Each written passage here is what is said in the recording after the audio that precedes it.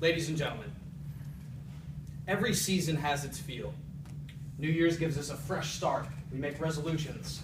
And in all likelihood, we'll have a gym membership that we'll never use. Next, we have Valentine's Day, where star-crossed lovers can unite and married couples can force themselves to one-up gifts from years past. Spring brings us freshness and long overdue cleaning projects. And Florida's everlasting summer brings us good times, good vibes, and an abundance of sweating. But there is no season quite like the year's end months. I am, of course, referring to October, November, and December. And these months are packed filled with magic that I would love to share with you right now. We will begin, of course, with the 10th month on our calendar year, October. October feels a season change from summer to autumn, or as Floridians like to think of it as, from summer to summer part 2. As students, we are now fully engrossed in our coursework, and there's no turning back.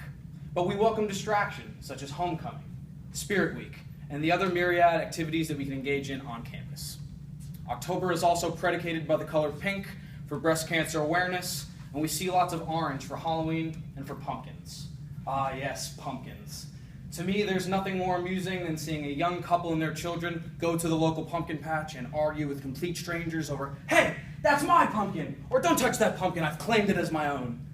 But I say, calm down, people. There are plenty of pumpkins to go around. And we will see plenty of pumpkins in the holiday of Halloween. And what a unique holiday that Halloween is. It's the only day of the year where it is completely socially acceptable to dress up like a lunatic, be publicly intoxicated, and to eat exorbitant amounts of candy. Interesting fact about the holiday Halloween, it is the second highest day for alcohol consumption of the year in the United States. So if you're going to go out, please be safe.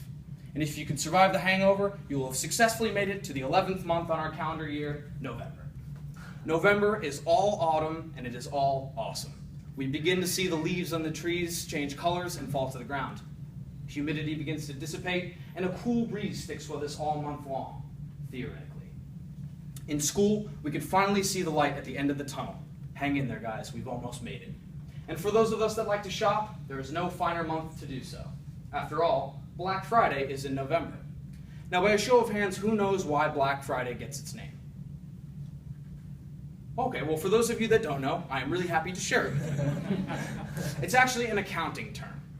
On the balance sheet, accountants list losses in red ink so it's easily visible, and profits are indicated with black ink. For the vast majority of the year, retailers operate in the red until their most profitable sales day of the year, which happens to fall the day after Thanksgiving, in which their profits move from the red into the black, hence Black Friday. Now, I've never been particularly fond of going to Walmart at 4 in the morning and getting trampled over a very cheap television, but if that's the thing that gets you going, may the force be with you. Now, I feel it's incumbent upon me to discuss Thanksgiving, being that we're in the month of November.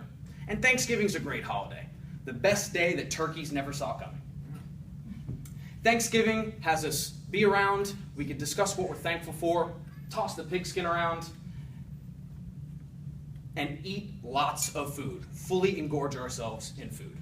Now, this past Thanksgiving was one of the most successful that my household has ever seen. We had friends and family everywhere, and there was so much food and beverage on the table we could not even see through to the tablecloth. The only caveat, the lights didn't turn on. But as my cousin Dominic pointed out, it's much more authentic this way. After all, the Pilgrims didn't have any electricity. We chuckled, lit some candles, and had a delicious meal. It was bittersweet for me, though, because the only thing stopping that light from turning on was for it to be screwed a little bit tighter into the socket. And dealing with lights is something that I've had a lot of experience in.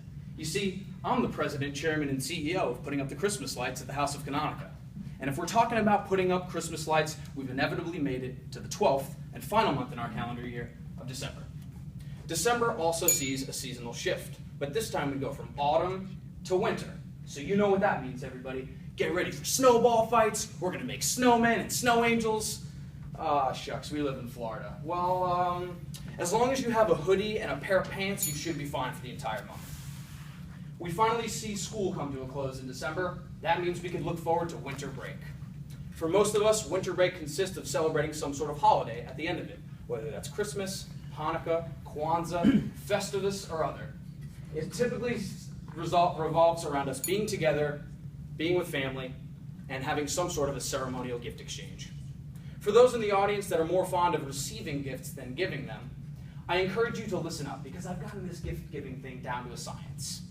Instead of procrastinating and looking at it as this big ordeal, plan ahead.